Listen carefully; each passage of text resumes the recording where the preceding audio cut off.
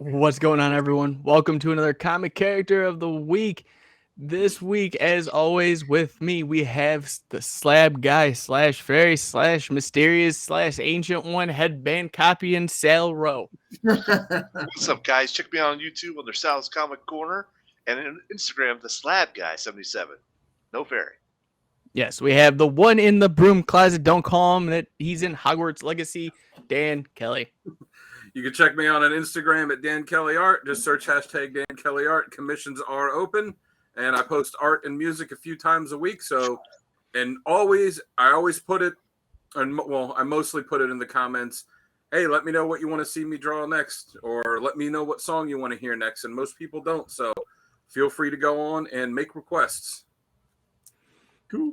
And lastly, we have the Archduke himself, the one who started all this craziness for this episode, Kevy. All right, guys, this is something I'm very excited about. I created a group over on Facebook and on Instagram called Comic Character of the Day, where we post a different character, a different cover, anything funny, news related, a question, all these things that we all know and love revolving around comic book geekery. We are getting close to 500 members. When we get to that point, we're going to be doing a giveaway, and I can't wait to show you all the cool things that we're going to be sending the lucky winner. If you're curious, help us get to that point, and you might see the cool swag that we're going to be giving to some lucky man, woman, child, dog. It doesn't matter. Man, child. Care. Just come, man, child. Just come and join up and see what's going on. We would love to have you.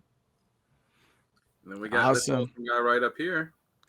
Yes. Guys, you guys know me all too well from all the shows I've been on. I am Jamie, J-Dub. Guys, if you have not had a chance yet, go check out the codexstation.com. Your one-stop shop for everything Codex. Meet the team, talk to us, let us know what you don't like. Definitely be in the lookout for new merch at the end of February, because that's the time frame I got and that's the time frame I'm keeping. It's gonna be a limited run, so make sure to stay tuned for that. We have so much in the background works going on for you guys right now, so much more content, so much more creative. It's insane, and don't think I'm going anywhere, because I'm not. I don't like when people say that. I've been working too hard for too long. So you are going somewhere. You're going up. That's right. Yeah, we are definitely going up. And hi, Tim. Just wanted to say hi back before we forget. Hello, Tim. But no, guys, we have a great comic character of the week set up for you. This week, we are going over the contract killer himself, Deathstroke. And with that being said, Dan, lead us on in, brother. Deathstroke's first appearance was in New Teen Titans #2 from December 1980. He was created by Marv Wolfman and George Perez. His backstory is he lied about his age so he could enlist in the Army at 16. He volunteered for a program with the Army where they gave him a serum that they told him would make him immune to truth serums, but it actually enhanced his mental and physical capacities, and he ended up, through a series of events, he left the Army and became the assassin Deathstroke. He's a trained soldier. He's a master tactician. Through the serum he got, he has enhanced strength, speed, endurance, intelligence, senses. He's got a healing factor. He's basically Batman if Batman was Captain America and had no morals. That is the weirdest end of a sentence I've ever heard, but I totally agree with it. It was like that time in Captain America and the Winter Soldier when he's like, he's wrong, but he's absolutely right. He's out of line. He's right. But as always, with these characters, there's always a scenario that they work best in. And with that, Kevin, why don't you go ahead and start that off for us? All right. Personally, I think that Deathstroke would work best when he's up against Batman. Batman and Deathstroke, I think, would be a much better arch enemy for one another than Batman. And I know people are going to go, sorry, but I think he's a better arch nemesis to Batman than Joker would be, or Ra's al Ghul. They're Batman and Deathstroke, I think, are the opposite sides of the coin. They're both the best there is at what they do, but what they do isn't very nice. Wait, that's copyrighted. Never mind. But I think Batman and Deathstroke should be each other's enemies. They have things where they do fight and they are adversarial and they have met up and they've done that whole thing. But I think Deathstroke works best. Would work best as a Batman villain. That's my take on it. What do you think there, Sal? So I agree with you. I think he does work best as an arch villain to Batman. I kind of disagree with you on the Joker situation, but that being said, That's fair. It's his ruthlessness and his unique fighting style, being a badass. It's just like that's just him. That's what works best for him. And keeping him as a bad guy or an asshole, you want to say, is how they should keep him as a character. He should always be an arch villain to Batman or arch villain to somebody or a nemesis to the Titans or something like that. And that's how I think what actually works best with him. How about you, Dan? What do you think? Yeah, I do think he works good with Batman. You know, when they were going to do that Ben Affleck Batman movie, Deathstroke was going to be the villain. And I think he has kind of pivoted the past couple years from being a Teen Titans villain to being more of a Batman adversary. But I think he works best when he is just at his most brutal. It doesn't let anything stand in the way of him completing a contract, because that's always the thing that they push with the character since his inception is once I take the contract, I'll complete the job. And as we know in comics, it's not actually true, or else the Teen Titans would all be dead and, you know, all of these DC characters would be dead. But, you know, I think he works best when he will just do anything to complete a contract, no matter how, you know, and he has this moral code, but, you know, like any psychopath, like any bad, well, not really psychopath, but like any bad guy, it's a very skewed moral code. But, you know, he's also shown that he'll do anything to accomplish his goals. You know, in the Judas contract, he recruits, manipulates, and seduces Tara, who is a teenage girl who's at least half his age, if not more, so that she'll infiltrate the Teen Titans and betray them. You know, when years later, when Arsenal and Nightwing formed a new Outsiders group, he pretended to be Batman and was feeding information to the Outsiders, saying like, "Oh, I'm giving you villains to go after." And it was about, I think in comic time, it was over a year. In real time, I think it was, I want to say like 22, when it was revealed that it wasn't really Batman, it was Deathstroke. And he was like, yeah, just kind of getting you to take the competition out for me. But at the same time, he said, I was also kind of bored. So, yeah. That was brilliant. Totally one of the coolest moments.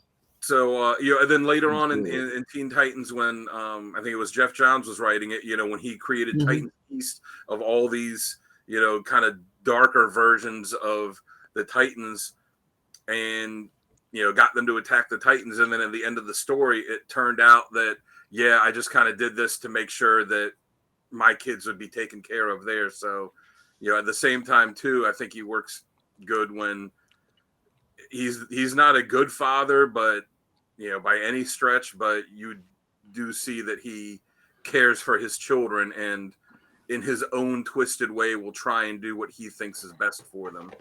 Yeah. Right. So I don't know. What do you think, Jamie? I think that he fits best into the scheme of things when he is just under contract. Strip away all the BS of this moral code, this team-based, I'm forming this, I'm doing that. You need him to be a character that is calculated, ready to go. You can't stop him. He is the Terminator for a reason. Yeah. And that's where he fits the best. Yeah, you got a point where even in the comics, it doesn't always go as planned because, the whole Teen Titans would be gone. Justice League would be basically deteriorated. But when you see the contracts that he does fulfill and he does take on at the end of the day, when they allow him to, everything works perfect. And that's the character that we need in the comics. Like, yes, you can have it where, he's not going to beat the bricks off Superman. Fine.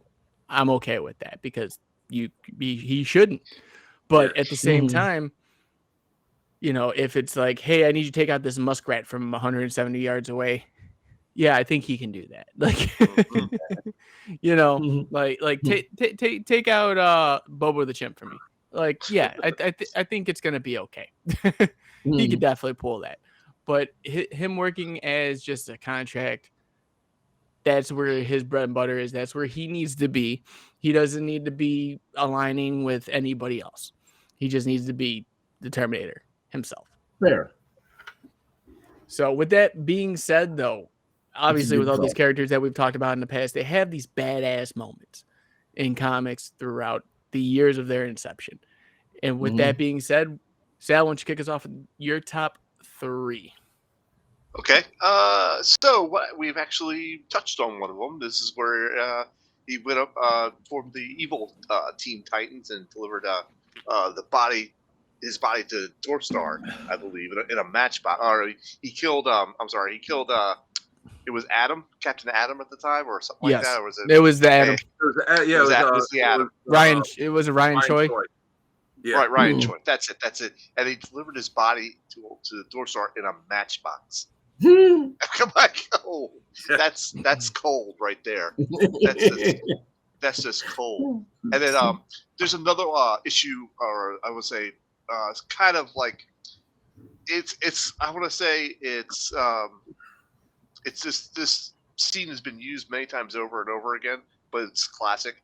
And this is Deathstroke in '91, issue number 40, and he's trying to figure out where his children are or where his daughter is. And he's got the guy in a building, like through a window, like holding him. And he's like, where is she? Where is she? Where is she? That type of thing. And he's like, the guy spills the guts. He's like, oh, she's here. She's fine. Blah, blah, blah. Just please let me go. And he's like, okay. And he lets him go. And he just drops him to the high floor from the building. So it was like, the whole, just let me go. I'm like, okay, fine. That's true. And another one is Teen Titans from 2003, issue number 46. This is like a classic line. I wish they would use this more. He's like, I am Deathstroke the Terminator, and I never lose.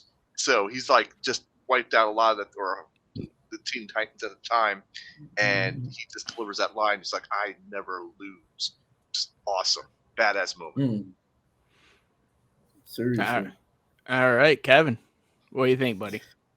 All right. The fact they're all kind of like lead, but the number 3, the fact that he uses 90% of his brain capacity, and he chooses to use it for scientific advancement. No. He uses it to become the baddest ass mofo on the planet. He goes deep into military strategy, tactics, to become the best assassin he can. The fact that he chose that route when he had that much brain capacity is just scary. I think that's one of the coolest things about him. He's the definition of that meme you see on the internet. Oh, they woke up this morning and chose violence. He's the definition of that. That's my life. And chooses violence. And then the one Dan mentioned, the fact that he impersonated Batman for the longest time to get to manipulate the outsiders to be his underlings, and they went full into everything that he wanted them to do. I mean, once again, the 90% brain capacity leads to the strategy, which leads to him manipulating a superhero team to do his bidding, is amazing. Mm-hmm. And then with number 1, I got Identity Crisis. He takes out Adam, Zatanna, Hawkman, and Flash before Green Lantern steps in and stops him. But the fact that he's able to take out these 4 heavy hitters without, like, these are next level Justice Leaguers, and he's like, I can outthink and outsmart all of them and take them out one by one. I mean, I thought that was just one of the coolest things. How about you, Jamie? What is your 3? All right. So for my 3, the first one I had was when he took out Jericho to save the world. And I'm that sorry, was what was that? when he took out his own son Jericho to save the world. Yeah. That was that pinnacle point where you started seeing that switch in who Deathstroke truly was. What he would do to keep that money flowing. The cash flow, as everyone hears about today. And I think that really revolutionized what Jericho would become later on. Second one I got is more recent, and that is Dark Crisis on Infinite Earth when he shot Gar in the face. Oh yeah, Right. that was brutal. Yeah, and right in front of all the Titans, he's like, "Well, we don't need this one anymore." Boom. For those of you who are not fully into the Teen Titans, Gar is referencing Garfield, who is a Beast Boy. For those of you who don't know, sorry. Go ahead, Jamie. I thought you were gonna keep going. Sorry. Nope. And lastly, I have his fight against Azrael in Azrael number 45. I think this is one of those barn burners that you hear about. Good old JR would talk about in wrestling. Just back and forth fights that you need to see, and I'll be talking about that a little bit more later on today. But those are my top 3 moments. Dan, Nice. you're up, buddy. I got for one, I've got Deathstroke the Terminator number 7. It was I think the second part of the City of Assassins storyline, where he goes to Gotham, and it's the first time that he meets Batman, and they have the obligatory fight, and you think, like, well, Batman's gonna, I know it's in Deathstroke, but Batman's gonna win because he's Batman, and Deathstroke just beats the brakes off of him. And, at the start of the fight, it's looking like, oh, okay, they're evenly matched, blah, blah. Then Deathstroke says something. He's like, all right, I'm done taking my measure of you. And then just lays into him and just leaves him beaten and bloody. And like, all right, I'm going on my way now. And like, I mean, who does that to Batman? And that was just, and that was just awesome. And that's when Batman realized, like, all right, this is not someone to be trifled with. I also got, as Kevin mentioned, Identity Crisis 3, when Dr. Light hires him to protect him against the Justice League, and they, the Justice League shows up and they say, Slade, this isn't your fight. And he's like, well, he's paying me too, but honestly, I would have done this for free. And yeah, he takes out like the Justice League from, about half the league from the satellite years. So you said it's what? Yeah. It's Green Arrow, Black Canary, the Atom, Flash, Hawkman, Zatanna, and he has it where it's like what they always say about Batman, like, oh, if he has time to prepare, and Deathstroke had time to prepare and just went through all of them. And it was, it was a awesome, brutal fight. And, he gets to Green Lantern last, and then he like puts his hand on there, and Green Lantern's like, what are you doing? He goes, your ring runs on willpower, right? Like, I want to test a theory. And he's getting ready to basically steal the ring from Kyle Rayner. And the only way that the Justice League wins the fight is that Green Arrow comes up behind him, and, Deathstroke only has one eye, and Green Arrow comes up behind him and stabs him in his bad eye with an arrow, which causes him, he's like, all right, I'm gone, but this isn't over. And then later on in the series, Green Arrow finds where Deathstroke has taken the arrow and like stuck it to the mask that he had on with a note that said, this isn't over. That's so bad. It's like that is badass.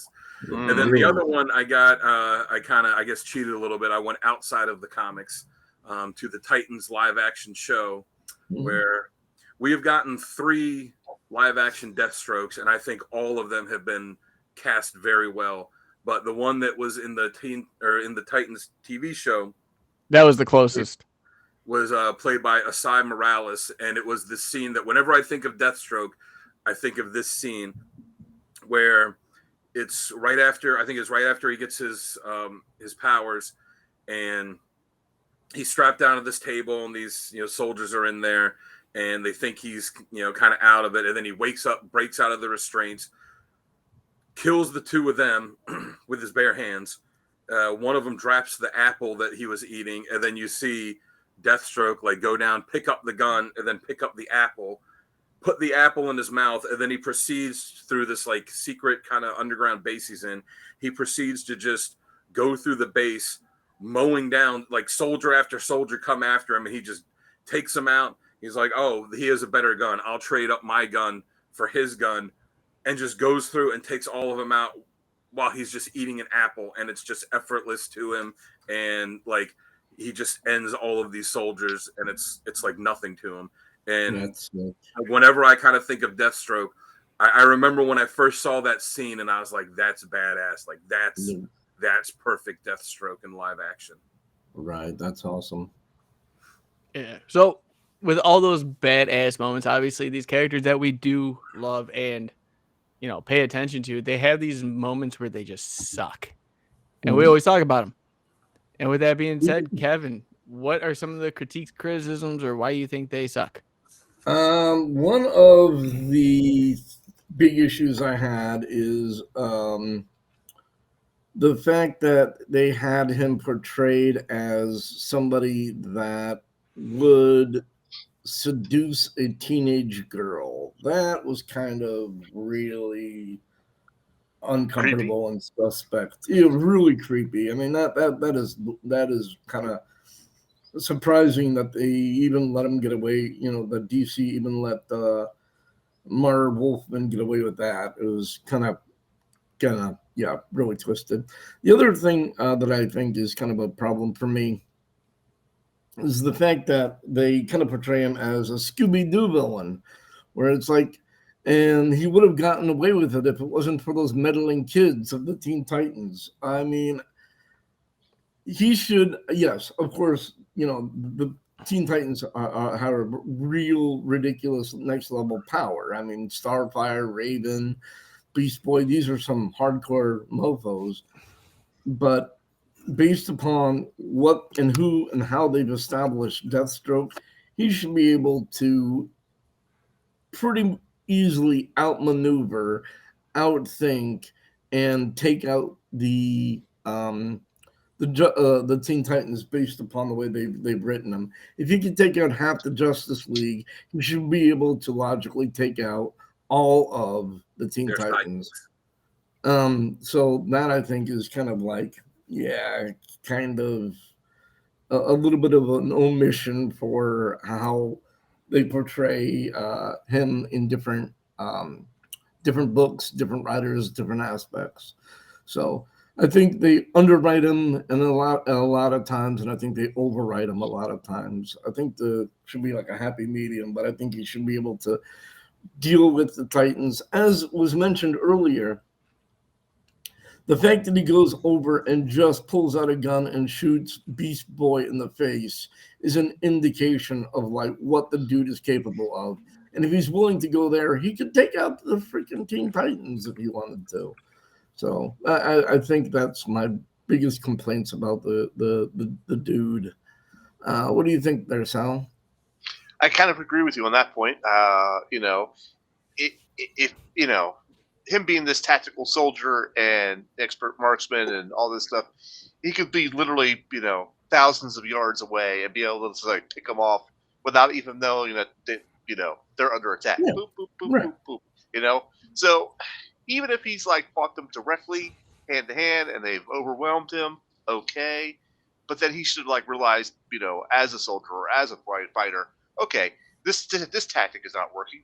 Let me drop back a couple thousand yards and Right. that type of thing. Yeah. So that part I don't like, and I feel like sometimes they only put him in physical confrontations to show how brutal he is, of course, but then to make it so that he gets beat and then has to like take revenge by doing it again, that type of thing. Yeah.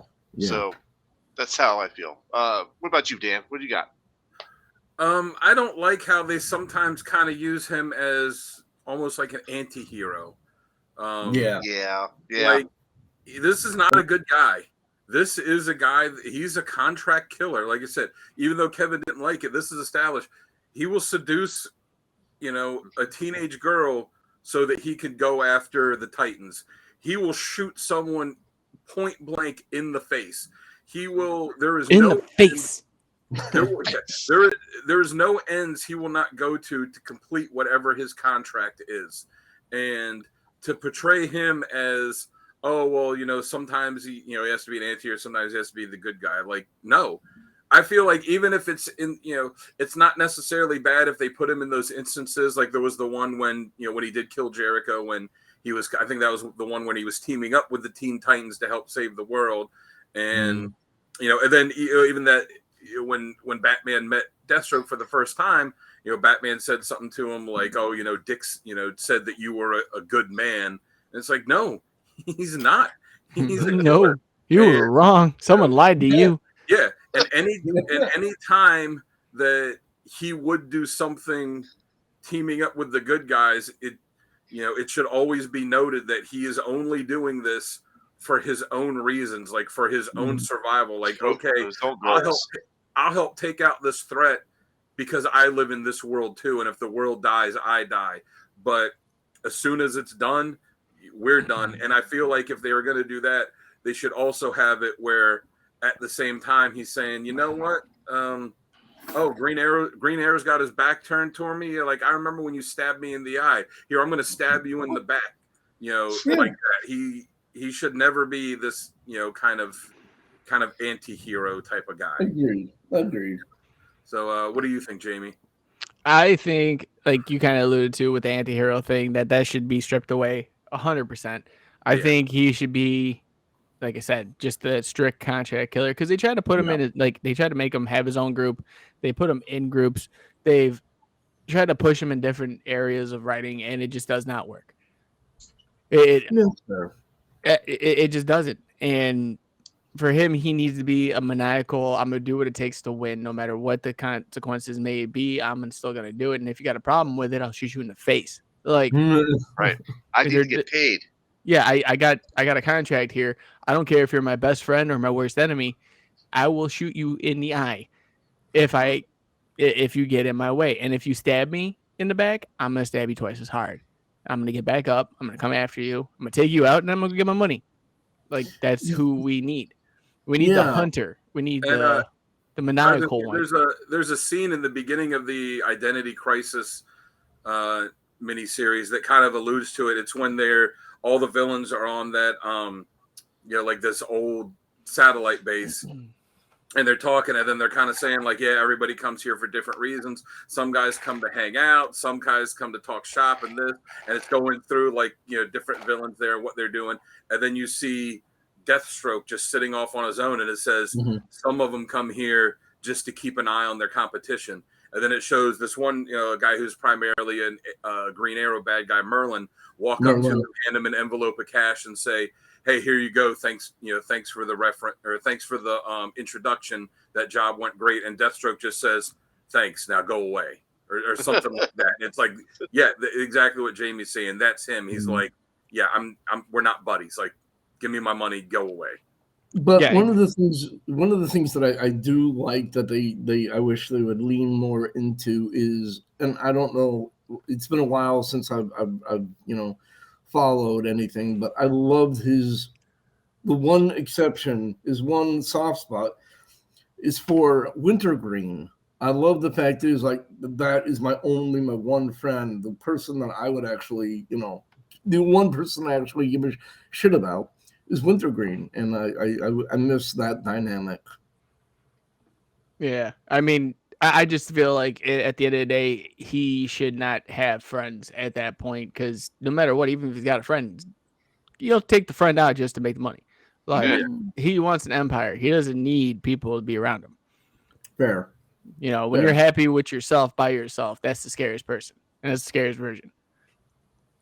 Yeah, so I know that all too well. But with that being said, let's get out of this negativity realm and get into some of our top covers. But first, can anybody here, question time, do you know where can you get these covers for a discounted price? Anybody? I know. Oh, he beat me to I'm it. gonna Damn. pick Sal. Well, guys, I know the place that you can go to. It's called Heroes Corner Comics. You can check them out online at heroescornercomics.com or on Facebook on Heroes Corner Comics. They have exclusives. They've got back issues. They've got slabs. They've got pull lists now, so you can start a subscription with them. And if you use the code codex, CODEX, no hyphen, you can save 20% off that order right then and there. Yes, and we do have a visual for you guys so you guys can see exactly what we're talking about. So stay tuned. We will be right back with you. Everyone, if you're anything like me, you love comics, but you also love a good deal. And our friends over at Heroes Corner Comics have just the deal for you. From exclusives to back issues, graded slabs, current issues, and even set up a subscription with them. And all you have to do is use the keyword codex at checkout. That's CODEX, and you will save 20% store-wide. So don't miss out. Yes, and they are also having a deal right now. It's a $100 bundle. They're looking for 60 spots right now. They're at 31. And you get your pick of indie, Marvel, DC, and a mix of everything. With that, it entails a $250 retail for that $100, and they're going to be giving away a special somebody who gets in on this as a raffle, more expensive book or exclusive or whatever it should be. You guys go check them out over at Heroes Corner Comics on Facebook. They do have a sample pack already set up, which I do believe it sales, but he doesn't want to listen to me. So. Nope. Why would I listen to you? Because I'm usually right. Also fair. But with that being said, let's get into these top covers, and we're going to start with Sal on this one. All right. And there we go. All right, so we start on the left there, Batman Shadow War. I just love this picture for the also not only for the foreground of Deathstroke, but in the background of Batman and Ra's al Ghul, I believe, is also in the background of that.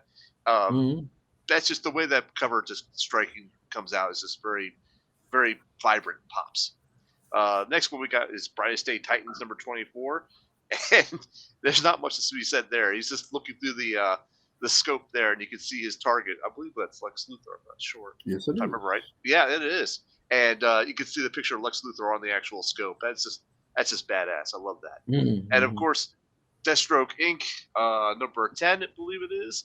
The way his stance here is, I like the way it is because it almost gives you that 3D approach where he's like jamming the sword right into you type situation, and it just looks badass.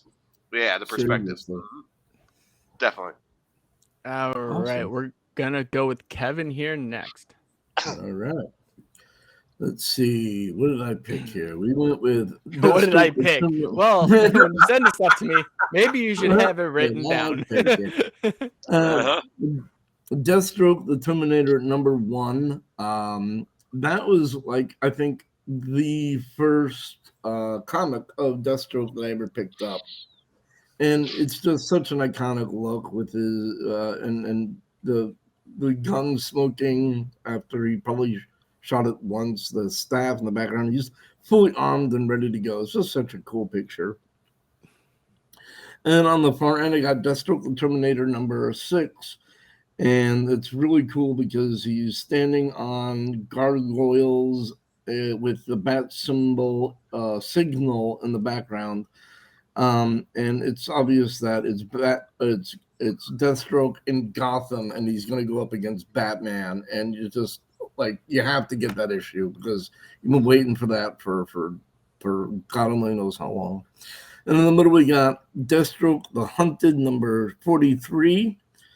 And I love that because of the stark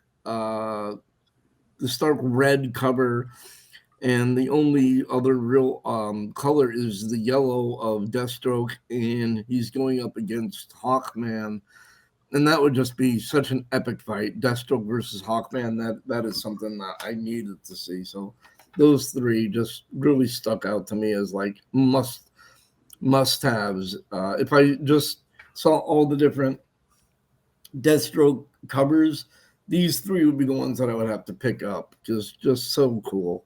Shows off the character brilliantly. I have to say, I think he shops at the same store for boots as Cyclops. No. Probably. And Captain America. And Captain America, yep. A few others.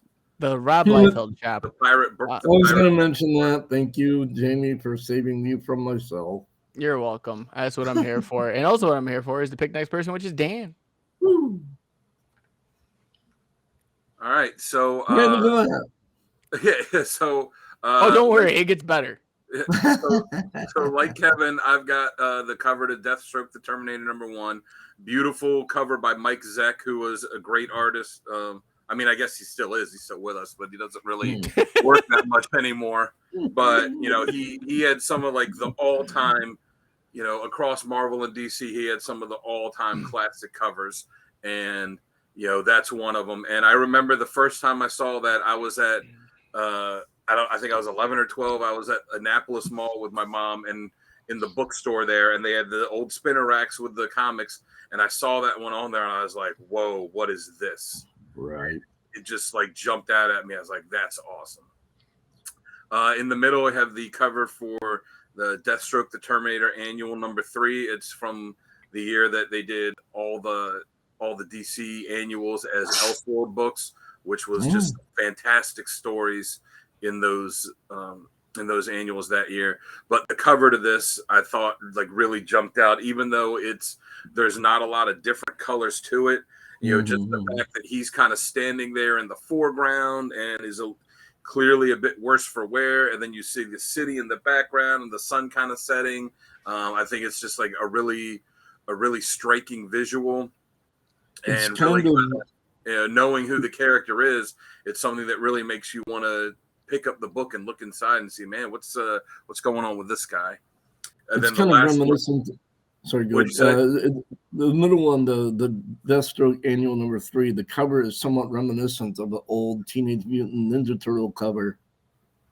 Yeah, you know, to me, it almost has kind of like a Escape from New York kind of vibe to it. Yeah. And then the last one I got is Deathstroke #29, where he's standing there, and it almost looks like he was like looking one way, and then just hears something behind him and just pivots with the gun, and he's got, you know, the gun in each hand, and it just like the artwork on it looks really crisp, and he looks badass, like he's just getting ready to shoot you in the face. And then just all of those skulls that are in the background, which it's kind of like, yep, these are a bunch of the people I've killed, and pointing the gun at the reader and saying, you're next. Just like, yeah, that's pretty awesome. Yeah, I like that. Those are the top 3 that I've got. I like it. Right. Yeah, And as for mine, I've got Tales of the Teen Titans #44. This is the Judas Contract, which is also the first appearance of Nightwing in his costume. It's just iconic to me not only having this issue, but seeing how this issue looks every time when you got Nightwing, Jericho, and him all in the same frame. Right. And him just knowing ready that he's got to take everybody out. Next up, we have Nightwing #81, and this is when he was fighting Batgirl for a short time. Kane? Yes, during that time. I just think that, you know, having the long sword and then having his Bowie knife out ready to go, it just looks amazing. And for my new 52 lovers out there like me, Deathstroke #1. He just looks like something straight out of a video game comic that you would imagine every time that you want your villain to look like. That is awesome.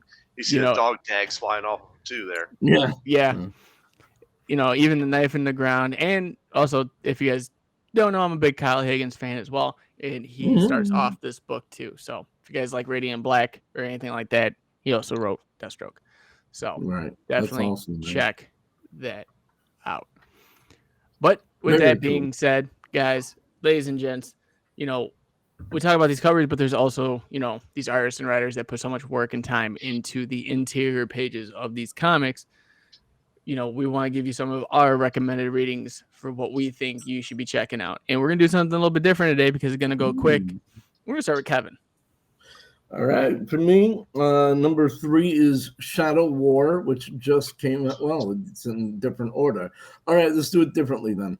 3, 2, Judas, 1, be in the top like yes. It's all good. The Judas contract, the reason that I picked that is because it showed exactly how tactical and strategic and manipulative he can be in order to reach his goals, which is bloody brilliant. One of the coolest introductions of a villain I've ever seen.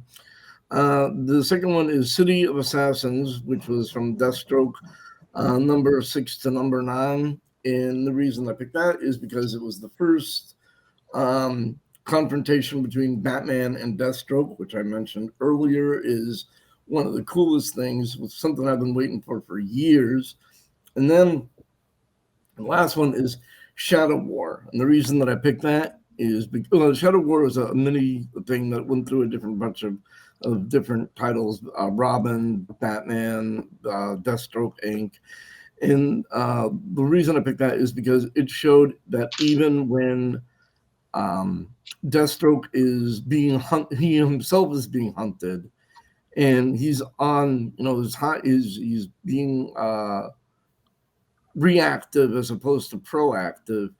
He still cannot be counted out of the fight. Like, he's still like, okay, I am being hunted. I am not at my best. I'm not being able to do the things that I need to do in order to be, my best version of myself.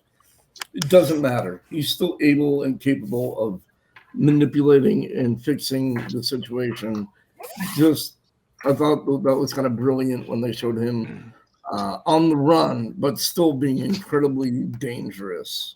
Really, really cool miniseries or run that they had on for the character on that one. All right. Next up, we have Dan. Yeah. We're simpatico, Kevin. So I'll just say that's why I said this is gonna go quick. Yeah. Super quick. Judas contract. It's a great Deathstroke story. It's one of the greatest Teen Titans stories ever. It's one of the greatest comic stories ever. It's like Kevin said, it shows exactly what he's willing to do to take down his enemy and shows what a great tactician he is. Like you said, City of Assassins, Deathstroke 6 through 9.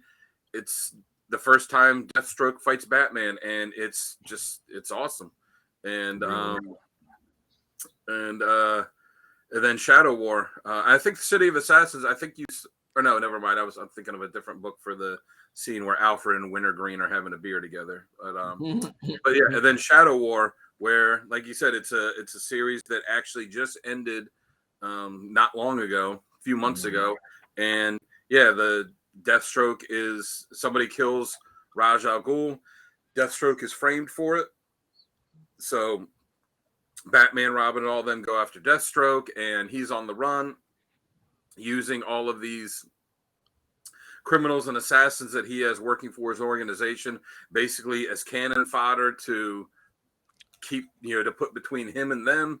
And it's got a nice twist in it as to who it was that actually impersonated him and killed Raj, and it ties in with this son that Deathstroke kind of had, but he didn't know he had, and it's just great work, a lot of cool action, and yeah, Kevin covered them pretty well. So there you go. Yeah, told you quick. This one's gonna be Sal. All right, so let's start off with the obvious. We got the Judas contract here. Can't say much more on what you guys have already said. So, moving on. Deathstroke the Terminator, of course, Volume 1 Assassins. I want to expand a little bit on this one because this one actually, I was targeting issues 1 through 9, and it also crosses over into the new Teen Titans number 70. So if you're checking out this story, you got to check out that Teen Titans issue as well, because that's part of it. And then, of course, Deathstroke Inc. number 10. I like this one because they actually give you a little bit of an origin to Deathstroke as well. And I kind of like seeing that backstory. Awesome. Yeah. All right. And lastly, me. Obviously, we have the Judas contract. Right. Obviously, everyone's going with that one. So definitely go check out the Judas contract. It is a must read if you are trying to get into anything Deathstroke or if you're getting anything Teen Titans. One of the best stories ever. Anything good comic stories. Right. Yes. Next up, I got Identity Crisis. We've already covered why on that aspect of why I think that should be in your reads for anything Deathstroke. But lastly, Azrael 45. That fight between him and Azrael. You can't get enough Azrael, first off. Especially since we had, that 6-issue miniseries that just ended recently. Yep. I still want more. But I think this is the best depiction of a fight between Deathstroke and another, not say villain, anti-hero, but just someone that can match his guard. Yeah. So definitely check those out if you guys get the chance. But obviously, it's unanimous all the way around. Definitely check out Judas Contract. Serious. I mean, that's just one of those ones where it's just it's an all-time classic, just comic book story. Yeah. Is this the first time that we've all agreed on a yes, a must read? Wow. The first time we've all agreed on one, and the first time that two of us have all had the same answers. 3 picks. Yeah, look at that. So that is indicative of how seriously we take the Judas contract. So before you start making remarks, Kevin, there's a method to my madness. Oh, okay. When you're like, oh, it's not in the same order. Well, it's in the same order for both of you, so might as well just pick it this way. Yeah. Well, and they do those direct to DVD animated DC movies, and one of them was they did the Judas contract, and it wasn't as good as the actual comic because that's when they were having a set universe for the DC animated stuff instead of them all being standalone. It was decent, but didn't hit the tip of the iceberg like it should have. Yeah, right. Wasn't the Titanic thinking at that point. But with that being said, like I said, we have these great interiors from these artists and writers. We want to tell you guys who our favorite combo would be, who we see drawing or writing this character. And with that being said, Dan, take us away on that. So for writer, I'm going to go with Marv Wolfman, who co-created the character. He wrote him for years, not just in the Teen Titans book, but in his original series, Deathstroke the Terminator. And, he created the character. He came up with the whole backstory. And I think he just nails who he is as a character. And that's the guy I would want to read. And for artists, I almost went with George Perez, who was the other co-creator, because if George Perez draws a character, you're not going to get many artists that do better. But I decided to go, to pick another artist who was great on it, and went with Tony Daniel. Yes, who did one of the Deathstroke series a few years ago, and his artwork is just absolutely phenomenal on it. Also, he played C-3PO in the Star Wars movies. A different Tony Daniel. Right. Tony S. Daniel. So I will go with Marv Wolfman and Tony Daniel. So what about you, Sal? Who you go with? Well, we agree on writer. I went with Marv Wolfman as well. I can't really bring any more to the table than what you've added there. But for artist, I went with Steve Irwin. I like the way he was drawn on his stuff. So didn't he have a fight with Black Manta and lose? I think so. Like in the ocean, like different Steve Irwin. My bad. I see what you did there. Nice. So that's who I have. Sure. Once again, I hate to beat a dead horse, but gotta go with Marv Wolfman for the writer. He created the character, and honestly, as much as anybody has written Deathstroke,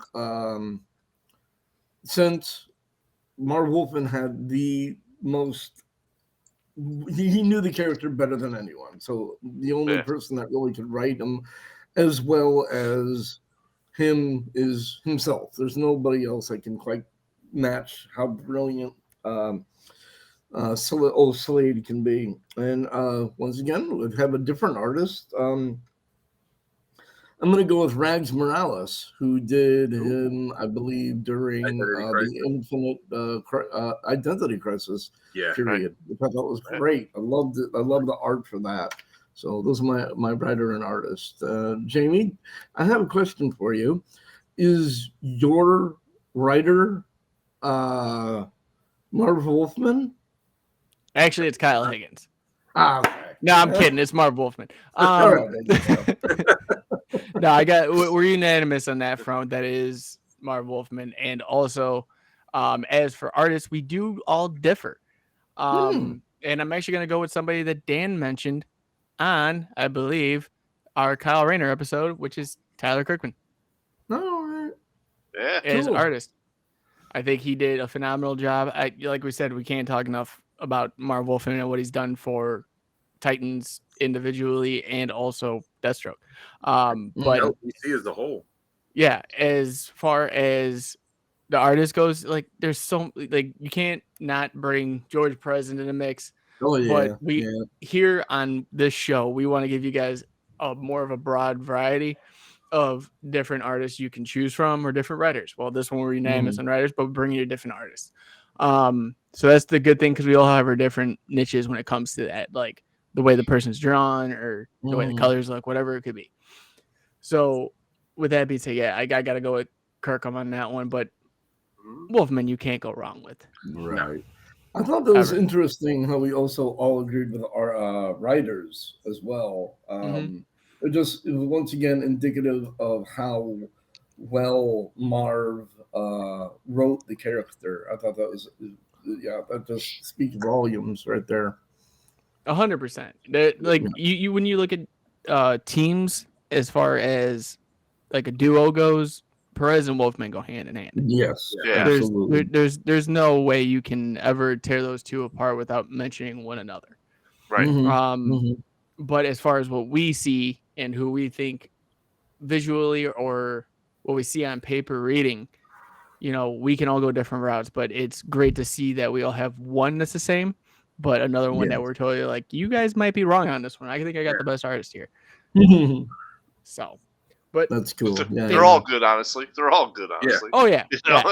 Everyone's got their own special talent on that aspect. So that's why we love this medium so much. And I like the fact that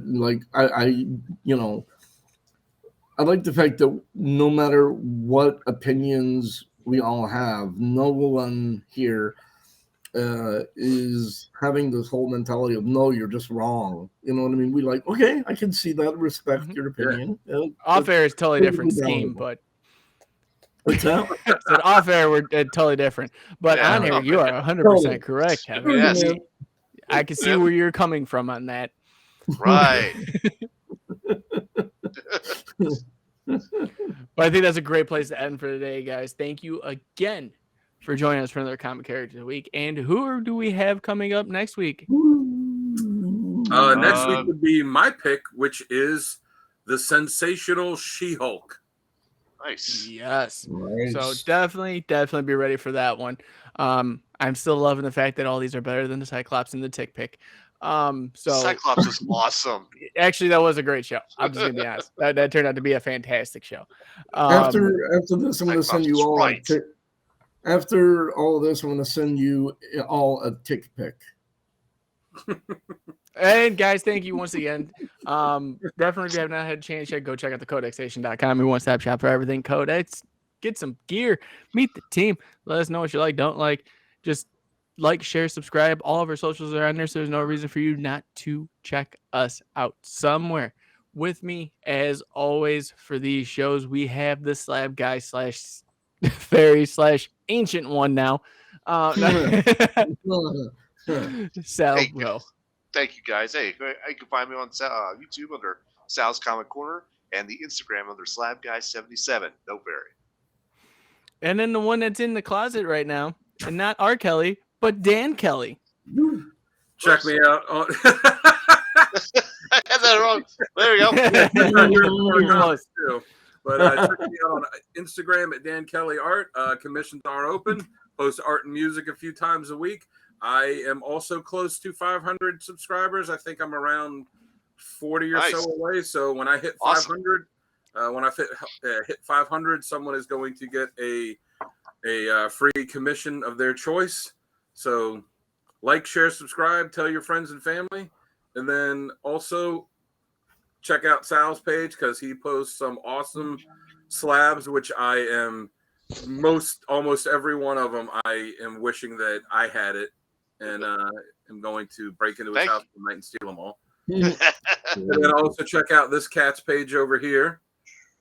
Hey, what up, guys? My name is Archduke Kevy. I created a group over on Facebook and Instagram, both called Comic Character of the Day, where we post a different character, a different cover, humor, a question, and anything news related about all this geekery that we love called comic book collecting. Yep. We're almost at 500 members. I think we're at 400 and I think it was 482. 82. I think, yeah, 482 right now. Nice. When we get to that 500 point, we're going to be doing a giveaway of free comic book cool swag and goodies. The sooner we get to that number, the sooner we can call out a winner and send out some cool things for somebody. We can do that with your help. If you come over, check us out, join, and we'd love to have you. Jamie, take us on home, brother. Yes, guys. Like I said, everything helps that you guys have done so far, from liking, sharing, subscribing. Like this video if you like the content that we're putting out. It helps the algorithm just a little bit more. Gets us out there. Definitely loving all the views. Definitely a lot more to come for you guys. Trust me. I'm working my fingers to the bone on this for you guys. There's a lot of cool stuff coming. I promise. Stay tuned. And we appreciate it, Jamie. Thank you. Yeah, and all these guys are gonna see here very soon. Kevin, not calling anyone out singularly here that thinks I'm leaving the team that I started. No, but picking it, buddy. I know. But you guys are gonna see the whole team taking part in something very, very cool soon. So I'm very excited to be talking about it more later on. But yes, guys, as always, be kind to one another out there. You never know what anyone's going through, and making someone smile can change the course of their day or life. So always be kind. And we will see you next week. Much love. Peace.